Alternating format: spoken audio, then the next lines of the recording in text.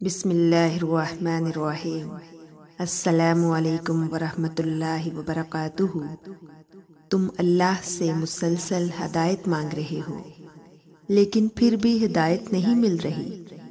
تم دعائیں بھی مانگ رہے ہو لیکن پھر بھی ہدایت نہیں مل رہی۔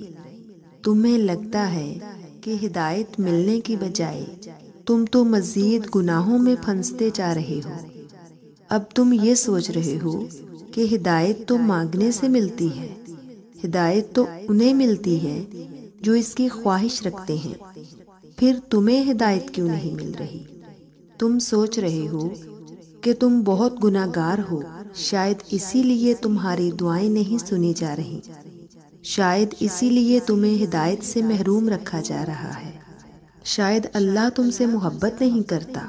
یہ سچ ہے کہ ہدایت تو صرف مانگنے پر ہی ملتی ہے، لیکن کیا تم واقعی ہدایت مانگ رہے ہو؟ ذرا سوچو، تمہیں کچھ پیسے چاہیے ہوں، تم کیا کرو گے؟ تم صرف دعائیں مانگو گے اور پیسے جھولی میں گر جائیں گے؟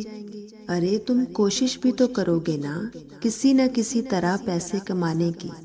تو تم نے ہدایت حاصل کرنے کے لیے کیا کوشش کی ہے؟ کیا واقعی تم نے ہدایت مانگی ہے؟ ہدایت ملتی کیسے ہے؟ کیا اس کے لیے کوشش کرنی پڑتی ہے؟ کیا پتہ ان سب سوالوں کے جواب سے وہ تمہیں پہلے ہی باخبر کر چکا ہو۔ کیا پتہ تمہاری ہدایت مانگنے سے پہلے ہی وہ تمہارے ہاتھوں میں ہدایت تھما چکا ہو۔ کیا پتہ وہ تم سے ہم کلام ہوا ہو اور تم نے کلام ہی نہ کیا ہو۔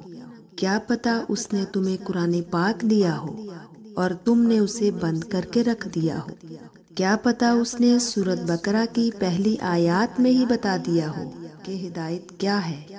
پتہ ہے اللہ تعالیٰ سورۃ بقرہ میں کیا ارشاد فرماتے ہیں؟ وہ کہتے ہیں کہ ہدایت اس کتاب میں، قرآن پاک میں چھپی ہوئی ہے جو ہر قسم کے شک و شبہ سے پاک ہے۔ اب ہدایت کن لوگوں کو ملتی ہے؟ جو صرف اللہ تعالیٰ سے ڈرتے ہیں۔ اور اللہ سے ڈرنا کیا ہوتا ہے؟ کہ تم اللہ سے کتنی محبت کرتے ہو۔ تم مجھ سے جتنی محبت کرو گے تم اتنی اس کی باتیں مانتے جاؤ گے، اور پھر اگر تم کوئی بات نہیں مانو گے تو تم ڈر جاؤ گے کہ اگر یہ بات نہ مانی تو کہیں میرے پیارے اللہ ناراض نہ ہو جائیں۔